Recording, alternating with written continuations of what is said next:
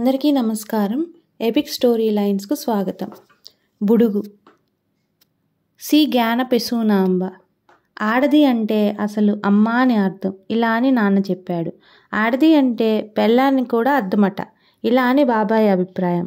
బాబాయ్ దగ్గర ఇవి చాలా ఉన్నాయి అని చెప్పాను కదా. వాడిని ఇంకా అడిగితే ఆడది అంటే ఒక్కోసారి సుబ్బలక్ష్మి అని, ఇంకోసారి సీత అని చెప్పాడనుకో, అదన్నమాట. ఇప్పుడు పెళ్ళాం అంటే దానికి 10 ఏళ్ళ కన్నా చాలా ఎక్కువ ఏళ్ళు ఉంటాయట. ఇందాక ఆడ మెద్రాస్ రైల్లో నా దగ్గర కిటికీలో కూర్చోలేదు, అది అనుకుందు. దాని పేరు శశి. అది నాకన్నా చాలా ఎత్తులే, అందుకని దానికి చాలా గర్వం. గర్వం అంటే అది మనతో మాట్లాడదన్నమాట. మనం కాపీ కావాలా శశి అంటే వద్దులే బుడుగు అంటుంది. మళ్ళీ రైలు ఆగాక వాళ్ళ మగుడు వస్తాడు కదా, వచ్చి కాపీ కావాలా శశి అంటాడు కదా, అప్పుడు ఆ శశి ఇలా నవ్వుతుంది. నవ్వి వద్దండి అంటుంది. అయినా వాడు కాపీ తెచ్చేస్తాడు. రైలు మళ్ళీ ఆగితే ముగుడు మళ్ళీ వస్తాడు. మళ్ళీ కాపీ కావాలా అని అడుగుతాడు. అప్పుడు శశి మళ్ళీ నవ్వుతుంది. అది నవ్వితే బాగానే ఉంటుందనుకో, ఎలాగైనా అమ్మంత బాగా ఉండదు. అప్పుడు ఆ ముగుడు మళ్ళీ నవ్వుతాడు. మీరు కూర్చున్న పెట్టెలో చోటు లేదా అంది మళ్ళీ శశి. అప్పుడు వాడు లేదు శశి, ఇక్కడే ఉండు, జాగ్రత్త సుమా అని పరిగెత్తుకు వెళ్ళిపోతాడు. వాడే కాదు, నేను కూర్చున్న ఆడ మెడ్రాస్ రైలు పెట్టె దగ్గరికి బోల్డ్ మంది బాబాయిలు వస్తారు కదా, అప్పుడు నేను ఈల వేస్తాను కదా, అందుకు. బోల్డ్ బాబాయిలు వచ్చేసి నవ్వుతూ ఉంటారా. రైలు కూ అని కూసి ఇలా కదలగానే పరిగెట్టుకు వెళ్ళిపోతారు. మళ్ళీ రైలు ఇలా ఆగగానే పరిగెట్టుకొచ్చేస్తారు. వాళ్ళని చూస్తేనే శశికి భయం. ఇలా ఇటువైపు తిరిగి కూర్చుంటుంది. మళ్ళీ వాళ్ళ ముగుడు వచ్చాక నీతో వచ్చేస్తాను అంటుంది. వాడు జాగ్రత్త అని చెప్పి వెళ్ళిపోతాడు. అప్పుడు నాకు జాలి వేసింది. శశిని కొంచెం రక్షించాలి అనుకున్నాను. అందుకని మళ్ళీ ముగుడు రాగానే ఒరే ముగుడు, అలా అస్తమాను రాకు, నేను దీన్ని రచిస్తానులే అని చెప్పాను. కానీ అది నా మాట వినలేదుగా. మరి నేను కాపీ కావాలా అంటే వద్దు బుడుగు అంది. నేను రచిస్తానులే అంటే వద్దులే బుడుగు అంది. నేనంటే భయం అన్నమాట. అందుకే రైలు దిగి వెళ్ళిపోయింది. నాకు భలే కోపం వచ్చిందిలే.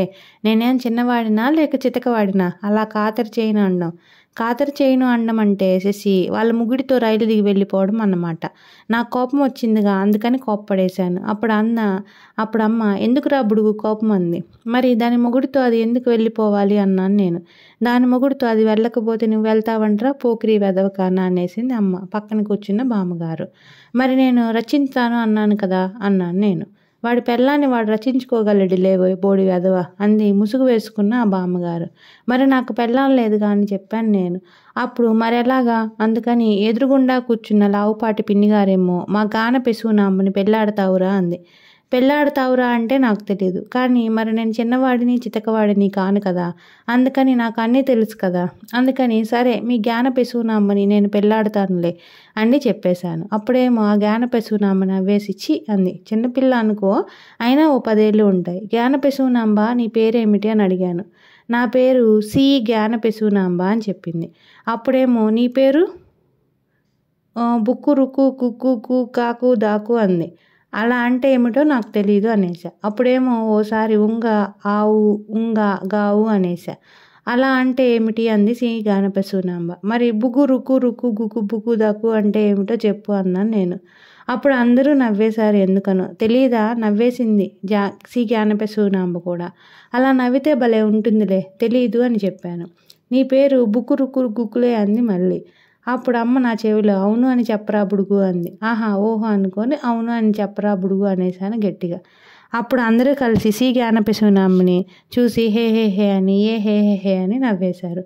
సి జ్ఞానపెసూనాంబ కూడా నవ్వేసింది. చిన్నపిల్ల కదూ, ఏం తెలియదుగా అందుకుని.